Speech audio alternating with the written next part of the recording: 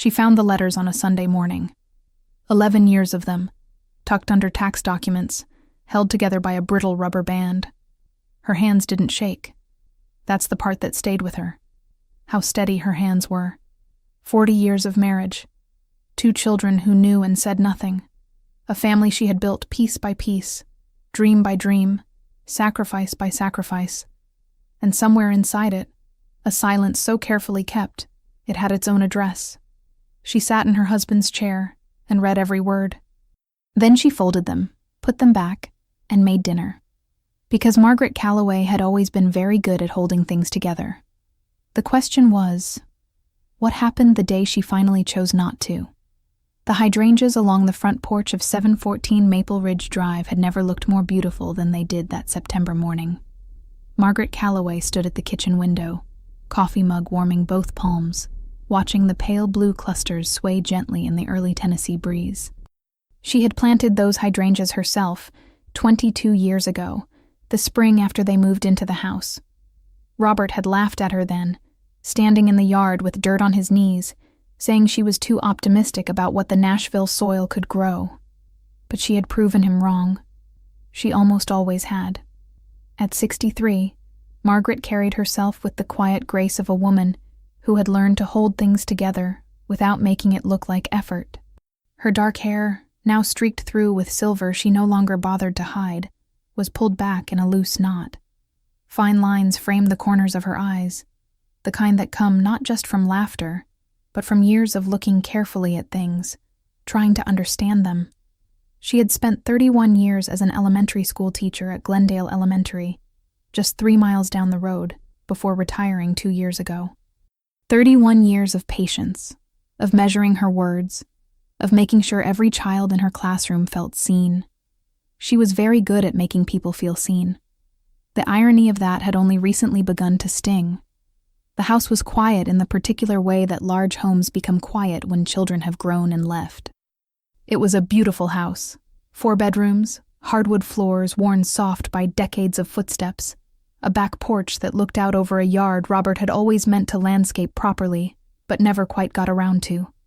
There was a fireplace in the living room that Margaret lit every October through March without fail, and a kitchen that smelled permanently of cinnamon and something baked, even when nothing was in the oven. Visitors always said the house felt like a home. Margaret used to believe that was the same thing. Robert Calloway, 65, had retired from his contracting business 8 months earlier. He was a broad-shouldered man with calloused hands, and the kind of easy confidence that made people trust him on first meeting. He had built the business from a 2-man operation into something with 11 employees, and he had done it largely through charm and reliability. He was good at his work. He had been, in the early years, good at being a husband too, attentive in the way that men of his generation sometimes surprised you with, bringing her flowers without occasion, remembering the names of her students, rubbing her shoulders after long days without being asked. That version of Robert felt very far away now. Their son Daniel was 38, living in Memphis with his wife Patrice and their 2 kids. He called on Sundays reliably for about 12 minutes. Their daughter Claire was 35, still in Nashville, working as a physical therapist at Vanderbilt University Medical Center. Claire came for dinner most Thursdays, and those evenings were the best part of Margaret's week. Or so she had thought. The coffee had gone lukewarm. Margaret set it down on the counter and picked up the small stack of mail she had brought in from the box the evening before. Bills, a catalog from a garden supply company, a postcard from her college friend Ruth, who was traveling through Portugal, and then, tucked between the electric bill and a credit card offer, a folded receipt she hadn't noticed the night before. It must have slipped from somewhere. From Robert's jacket, maybe, which she had hung by the door when she tidied up. He was careless about his pockets. Always had been. She unfolded it without thinking much of it. It was a dinner receipt. Chateau, the French restaurant on West End Avenue. A place Margaret had suggested twice for their anniversary, and Robert had dismissed both times as too expensive, too pretentious. The date on the receipt was 3 Saturdays ago. Robert had told her he was having dinner with his old contractor partner Bill Henson that night. The total was $187, including a bottle of wine Margaret recognized by name. A Bordeaux she had mentioned once, years ago, that she had always wanted to try. 2 people. $187. Chateau. She stood there for a long moment, the receipt between her fingers, looking at it the way she sometimes looked at a student's essay when she sensed something important hidden inside it, something the child hadn't known they were revealing. Then she folded it carefully and put it in the pocket of her cardigan. Her hands were steady. That surprised her a little. She heard Robert's footsteps on the stairs, the particular rhythm she had memorized over 40 years of marriage, the slightly heavier fall of his left foot from an old knee injury. She turned back to the window. The hydrangeas swayed again in the breeze, patient and blue. "Morning," he said, moving past her to the coffee maker. "Good morning," she said. Her voice came out perfectly normal. She was, after all, very good at holding things together without making it look like effort. Margaret did not confront Robert that morning, or the next. She had been a teacher long enough to know that the worst thing you could do when you suspected something important was to act before you understood the full picture. Reacting too quickly meant you only ever got half the truth. So she watched, and she listened, and she waited. What she noticed in the days that followed was not dramatic. It was the accumulation of small things, the kind of things that, taken individually, meant nothing, but arranged in a row began to form a shape she recognized. Robert had started keeping his phone face down on surfaces. He had always been someone who left it anywhere, screen up, unlocked, completely indifferent to privacy. He had also begun taking longer showers in the evening, which was new. He came home for dinner every night that week, almost aggressively punctual about it, but sat through those meals in a pleasant, slightly distracted way that reminded Margaret of someone performing normalcy rather than inhabiting it. She had seen that performance before, in children who had done something wrong and were hoping silence would cover it. On Thursday, Claire came for dinner as usual. She brought wine, a Spanish red that she set on the counter without making much of it. Margaret watched her daughter move through the kitchen with the unconscious familiarity of someone who had grown up in a space, opening the right drawer for the wine key without looking, knowing where the good glasses lived.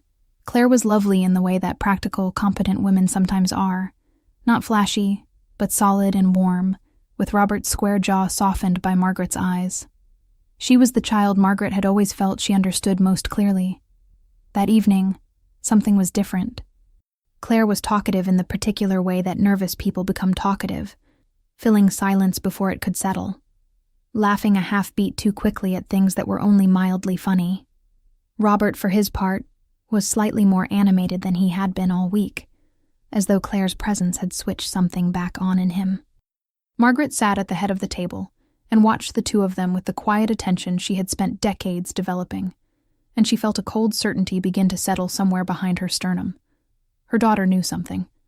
After dinner, while Robert watched television in the living room, Margaret and Claire cleaned up together in the kitchen, another ritual so old it had become wordless. Margaret washed, Claire dried. When the last dish was put away, Claire leaned against the counter and said, too casually, "You seem quiet tonight, Mom. You okay?" "I'm fine," Margaret said, meeting her daughter's eyes. "Are you?" Claire held her gaze for a second longer than was comfortable. "Of course," she said. "Just tired. Long week." Margaret nodded slowly.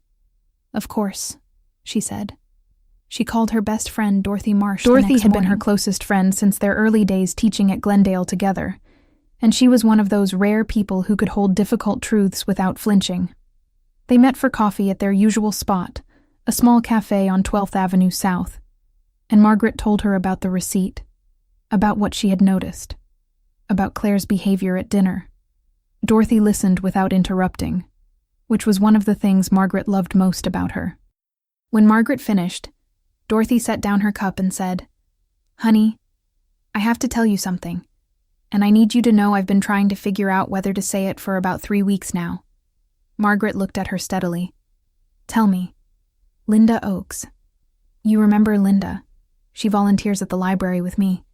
She told me she saw Robert at Chateau last month, with a woman." Dorothy paused. "A younger woman. Linda said they looked Close. The word hung in the air between them. Margaret looked down at her coffee cup. Outside, 2 pigeons landed on the windowsill and then left again just as quickly. "How young?" Margaret asked. "I don't know," Dorothy said quietly. Linda didn't know her. Margaret nodded once. She did not cry. She would not cry in the cafe on 12th Avenue South. "Thank you for telling me." She drove home through the familiar streets of Nashville, past the old church on Wedgwood, past the elementary school where she had spent the better part of her adult life, past the park where she and Robert had brought Daniel and Claire every Sunday afternoon for years. And she felt the landscape she had always loved begin to look slightly foreign to her, the way a word looks strange if you stare at it too long. That afternoon, while Robert was out running errands, Margaret went into his home office. She was not proud of it. She had never been the kind of person who went through someone's things. But she had reached the point where not knowing was causing more damage than knowing could. She was systematic about it.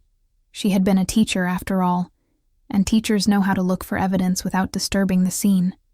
She found them in the back of the bottom drawer of his desk, beneath a folder of old tax documents. A bundle of letters, maybe 15 or 20 of them, tied with a rubber band that had gone brittle with age. The handwriting on the envelopes was neat and feminine. The return address on the earliest ones was a street in East Nashville she didn't recognize. She sat down in Robert's chair and began to read. The earliest letter was dated 11 years ago. 11 years. Her hands, she noticed, were still perfectly steady. That no longer surprised her. Margaret did not sleep well that night. She lay in the dark beside Robert, beside this man she had shared a bed with for 40 years, whose breathing she knew as intimately as her own, whose cold feet she had tolerated every winter without complaint. And she stared at the ceiling and thought about 11 years. She tried to locate herself within that span of time. 11 years ago, she had still been teaching. Daniel had just gotten married. Claire had been finishing her graduate program. Margaret had been planning their 40th wedding anniversary trip, a cruise through the Caribbean they had ultimately not taken because Robert's business had hit a rough patch and the money had gone elsewhere. She had said it was fine. She had said next year. She had always said next year, and next year had always come up with a reason why not. And she had folded each disappointment carefully and put it somewhere it wouldn't inconvenience anyone.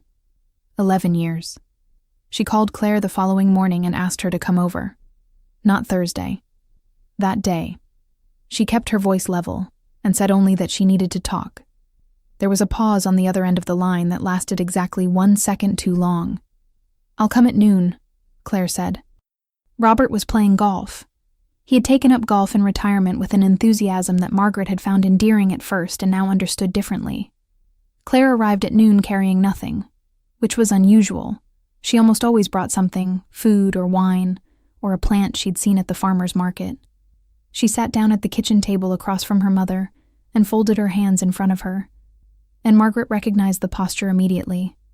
It was the posture of someone who has prepared themselves for a difficult conversation. Margaret set the bundle of letters on the table between them. Claire looked at them for a long moment. Her face did something complicated, a tightening around the eyes, a slight parting of the lips. And then she looked up at her mother, and Margaret saw what she had been dreading, not surprise. There was no surprise in her daughter's face. "How long have you known?" Margaret asked. Her voice was very quiet. Claire closed her eyes.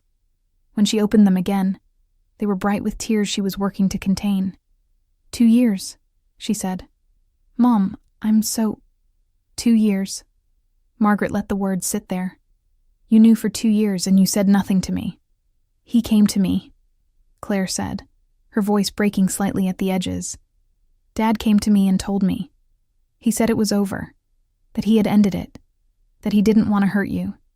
He begged me not to say anything. He said telling you would destroy the family." She pressed her fingers to her mouth for a moment. I believed him when he said it was over. And then time kept passing and I didn't know how to bring it up. And then more time passed and—" "Is it over?" Margaret asked. Claire was quiet. "Claire, I don't know," her daughter said softly. "Mom, I genuinely don't know." Margaret stood up and walked to the kitchen window. The hydrangeas had begun to turn toward autumn. their petals browning at the edges, that particular transformation that always happened faster than you expected. She thought about the 31 years she had spent in that school, arriving early and leaving late, buying classroom supplies with her own money when the budget ran dry, spending her summers planning lessons while her colleagues vacationed. She thought about the times she had suggested they travel, had mentioned a dream she was quietly maintaining somewhere inside herself, a book she had always wanted to write, a writing class at Vanderbilt she had looked up online 3 times without registering, and the way that those suggestions had been met with a gentle redirection, a practical concern, a reason why later was smarter. She had been so very reasonable. She had been so extraordinarily patient. She called Daniel that evening. He was quieter than Claire, more defensive at first. "Mom, it's complicated. You don't understand the whole situation." Until Margaret said very calmly that she simply wanted to know the truth, that she was not asking him to take sides, that she was his mother, and she needed him to be honest with her. There was a long silence on the phone, and then Daniel said, "I've known for about 1.5 years. Dad told me not to say anything." Another pause. "I'm sorry, Mom. I didn't know what to do." That night, Margaret sat alone on the back porch long after dark. The Nashville night was warm, the air carrying that particular September sweetness. Jasmine from somewhere down the street, someone grilling 2 houses over, the distant sound of music from a bar on Belmont Boulevard. She had loved this city her entire life. She had built her life here stone by stone, year by year, sacrifice by sacrifice. She had believed, with a sincerity that now felt almost unbearable to remember, that what she was building was real. She found her old journal in the bedroom closet that night, the one she had kept in her 30s, during the years when the children were young and the days were very full, and she had written in it late at night as a way of preserving some small private corner of herself. She sat on the edge of the bed and read her own handwriting from 25 years earlier, and the woman she found on those pages startled her. That woman had been so full of specific, vivid longing for travel, for time to read, for the novel she had been half writing in her head for years. She had written, "I will do these things when there is more time. There will be more time." She had believed that so completely. She set the journal down and sat in the silence of the house for a long time. And then she did something she had not done in years. She allowed herself to feel the full weight of what she had lost, not in an abstract sense, but specifically. The years, the dreams, the choices, the small daily surrenders she had made in the name of a family that had, in the end, held secrets from her to protect itself. She let it all press down on her without trying to hold it up, without managing it, without folding it away neatly so it wouldn't inconvenience anyone. It was the most honest she had been with herself in a very long time. Margaret chose a Sunday morning for the conversation with Robert. She chose it deliberately. Sunday mornings had always been sacred in their house, the one time the week slowed down, the one time they had historically spoken to each other without agenda. She made coffee. She put 2 cups on the kitchen table, and she sat down and waited for him. Robert came downstairs in the unhurried way of a man who expected an ordinary morning. He saw the 2 cups, saw Margaret's hands folded on the table, and his pace slowed slightly. He sat down across from her. He reached for his coffee. His eyes were careful. Margaret set the bundle of letters on the table. For a moment, Robert was perfectly still. Then he set his coffee cup down very carefully, as though it might shatter. "How long have they been in that drawer?" Margaret asked. He looked at the letters and then at her. Something in his face shifted. The careful neutrality he had been maintaining for weeks. And what came through underneath it was not guilt exactly, but a kind of exhaustion. The exhaustion of a man who has been carrying something heavy for a very long time and has almost reached the point of relief at being relieved of it. "A long time," he said. "Her name is Karen," Margaret said. It was not a question. She had found the name repeated through the letters. "Yes. 7 years," Margaret said. "At minimum.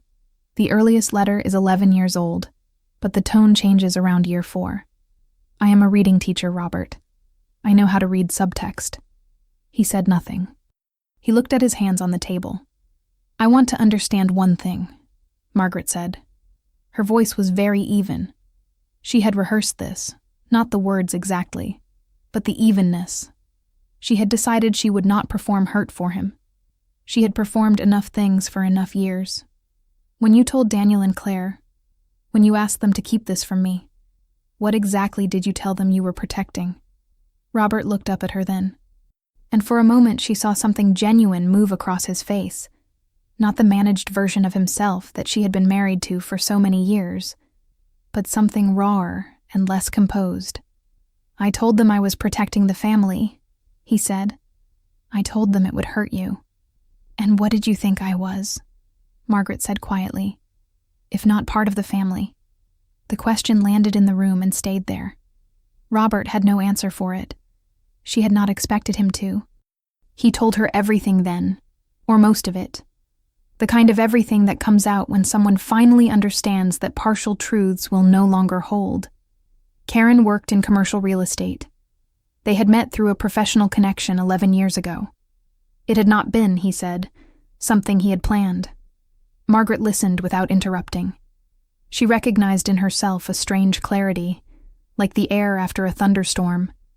Everything slightly too bright, too sharp, too still.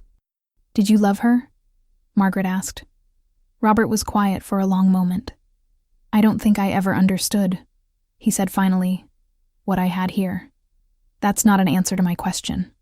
He looked at the table. "Yes," he said, "for a time." "And now?" "It's been over for almost 3 years," he said. "I ended it.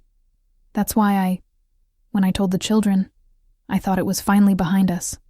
I thought if I never told you, it would just—" He stopped. "Disappear," Margaret said. She nodded slowly. "Yes." She looked at the 2 coffee cups between them on the table. Matching cups she had bought at a market in Chattanooga years ago on one of their rare weekend trips.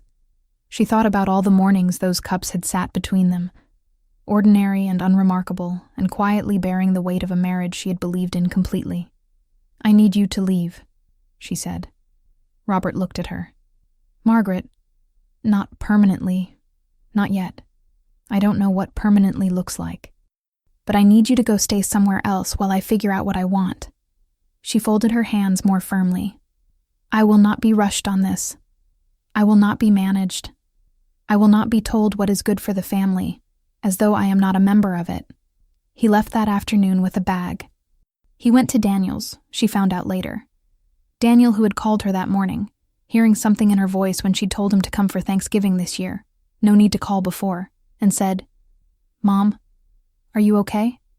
She had said yes, and she had meant it, and she had been surprised to find that she did mean it.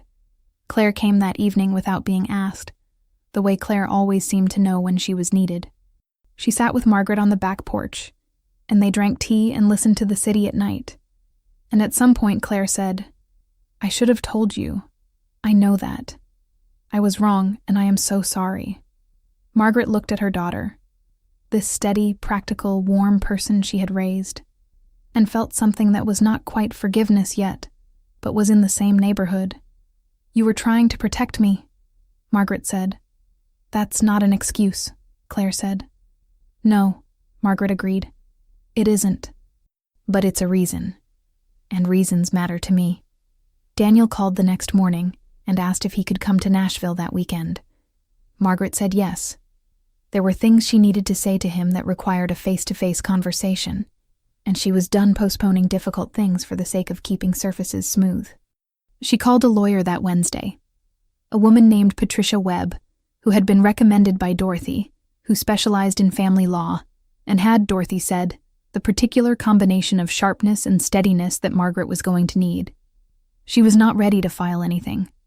She just needed to understand what was possible, what she had the right to, what 40 years of marriage, of sacrificed dreams and redirected ambitions, and folded away desires, amounted to in practical terms. She sat in Patricia Webb's office on Commerce Street and looked out the window at the Nashville skyline, the familiar mix of old and new, the honky-tonks and the glass towers, the river glinting beyond. And she thought, this is still my city. This is still my life. I get to decide what happens next. It was the first time in a long time that she had thought that, without immediately looking for someone else's needs to fold it around. 6 months passed. Nashville moved through its seasons the way it always did. The autumn burning gold and russet along the park trails. The brief Nashville winter settling in with gray skies, and the kind of cold that still surprised people who thought Tennessee meant warmth. And then the first tentative signs of spring, the red buds blooming along the greenway before anything else dared. Margaret had moved out of the house on Maple Ridge Drive in November. The decision had surprised people. Robert had offered to leave permanently, had said the house was hers, had said whatever she needed. But Margaret had thought about it carefully and decided that she did not want to stay in those rooms. She had spent too many years maintaining them. She did not want to spend the next of her life among the ghosts of the version of herself who had believed so completely in something that had turned out to be so much less than what she had imagined. She found an apartment in the 12 South neighborhood, on a street lined with dogwood trees, close enough to Dorothy that they could walk to their coffee spot without driving. It was smaller than what she was used to. 2 bedrooms, a kitchen with good light, a small balcony where she could sit in the evenings and hear the city. She had taken only what she needed: her books, her mother's china, the good kitchen things, and the hydrangea she had dug carefully from the garden on Maple Ridge, the original plant, the one she had put in the ground 22 years ago. She planted it in a large pot on the balcony, and by February it was already showing small green signs of coming back. She had registered for a creative writing class at Vanderbilt's community education program in January.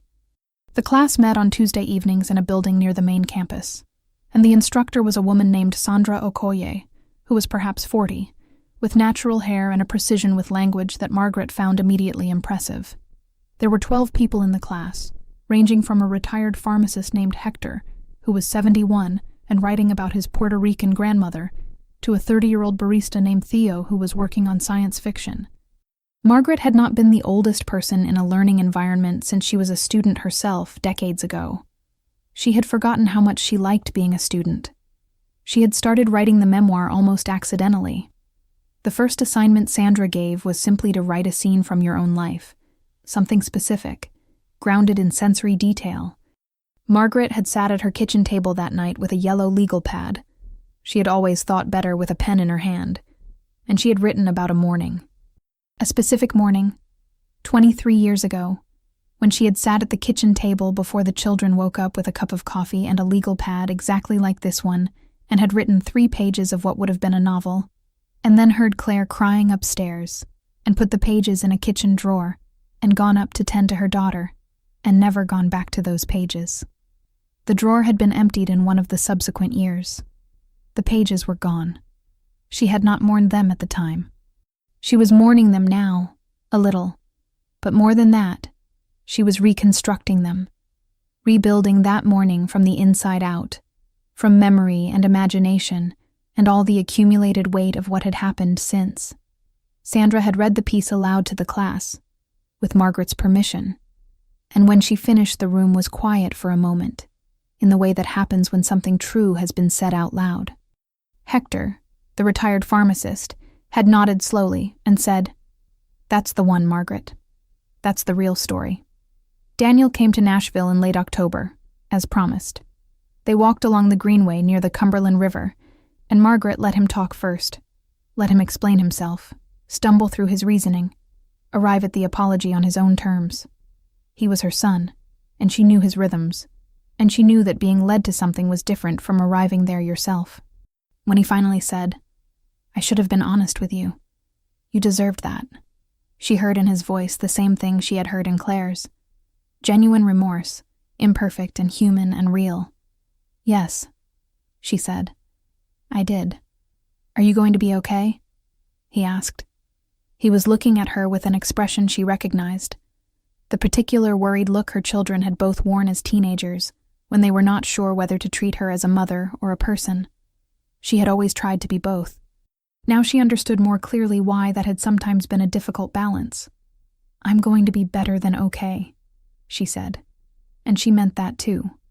The divorce proceedings had begun in December, handled by Patricia Webb with the precise, unflustered efficiency that Margaret had come to rely on.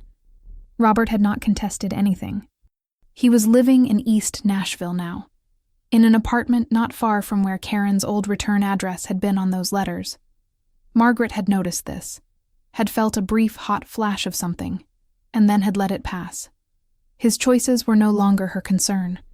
What they divided, the house, the savings, the retirement accounts accumulated over 40 years, was handled with a fairness that Margaret had insisted upon, and Robert had not resisted.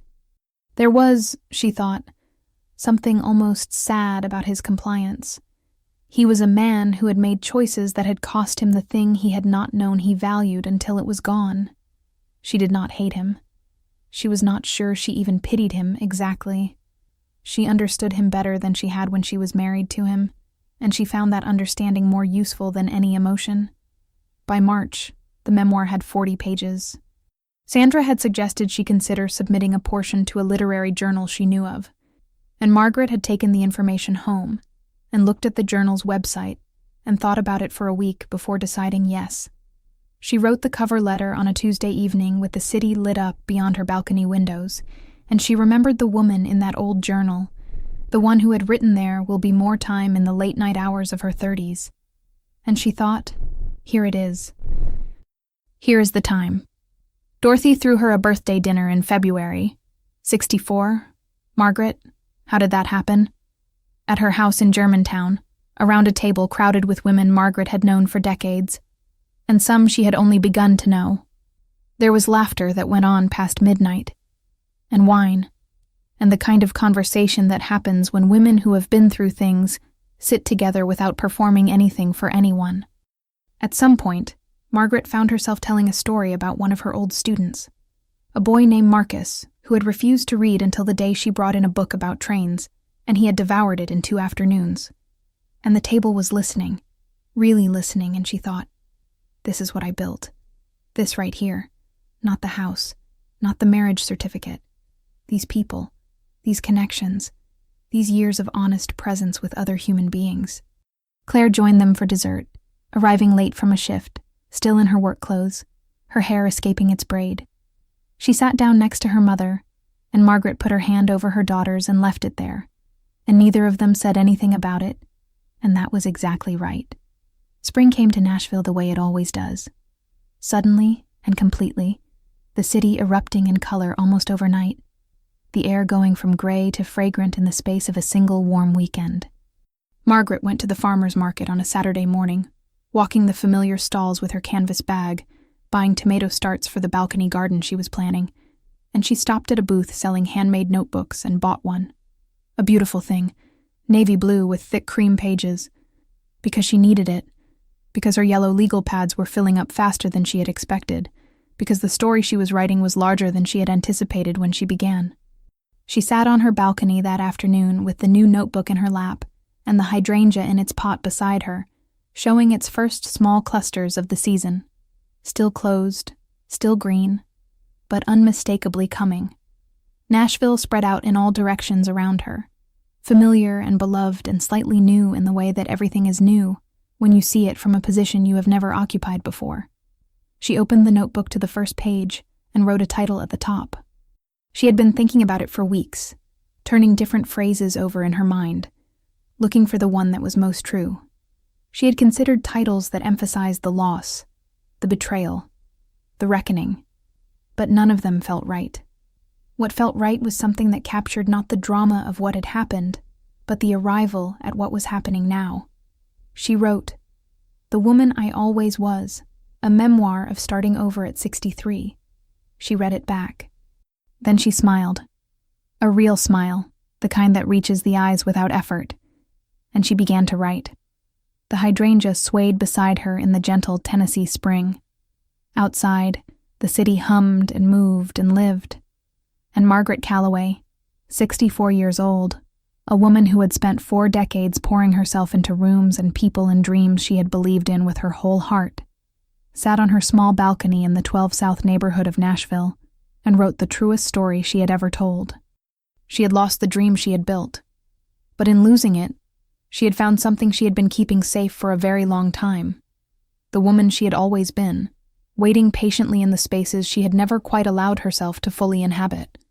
It turned out she had always been there. She had just needed the room.